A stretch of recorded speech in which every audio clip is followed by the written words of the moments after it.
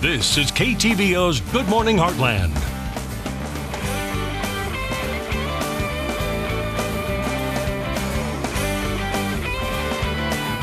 Welcome back. There are dozens and dozens of AEDs located in establishments all across the heartland. But do you know how to use one in case of an emergency? If not, you may want to listen to this next story. New this morning, Good Morning Heartland is on the go. Samantha Croy is live at the Kirksville Fire Department with step-by-step instructions. Coming to you live, this is Good Morning Heartland on the go.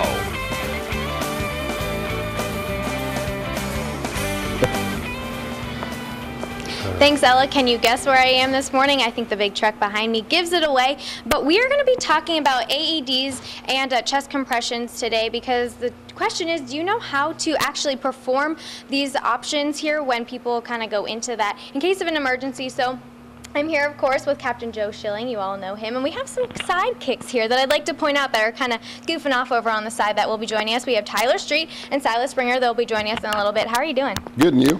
Not too bad. So we have some things here. We're getting ready for February, being Heart Health Month. And AEDs, do people really know how to use them? No, we're finding out they don't. And, you know, we're wanting to get the message out that these things are very easy to use.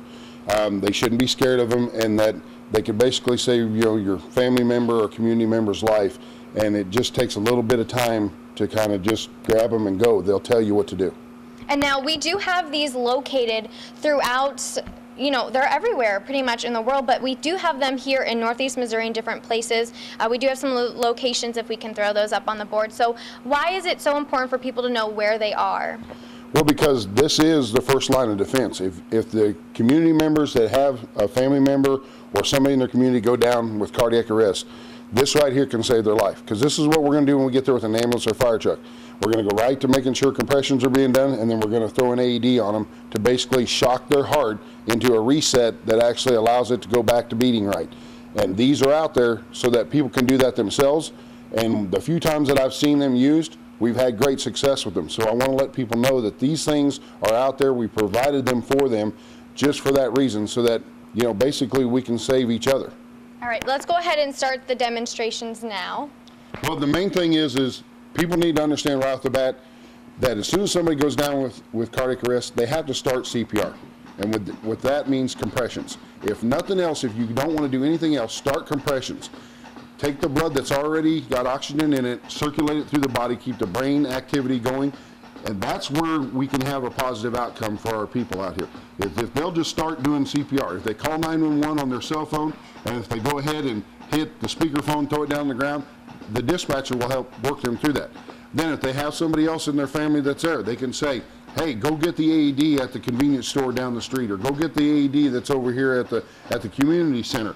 And once that AED comes in, then basically these are the two things that can save the life of a family member of yours or a community member, is basically these two little things. As you see, as he opens this up, it'll start talking to you. It tells you to make sure that you tear the pads open, and make sure that it tells you to put them on the chest.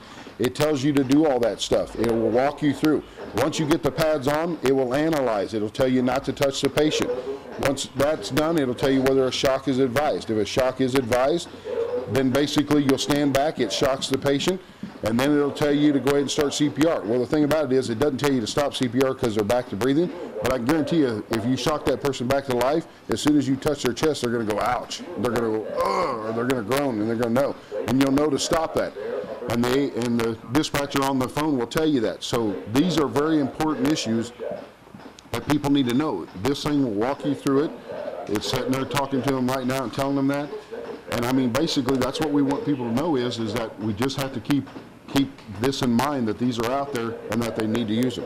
Perfect. And we do have a Heart Gala that's coming up, where money raised there is going to go to purchasing more AEDs to head out into areas of the heartland. Yeah, because our hope and our goal for these next couple of years is to put one in every little town. You know, if we can get into the convenience stores that are in these towns, if we can get into these places, that's where the biggest importance, I think, shows.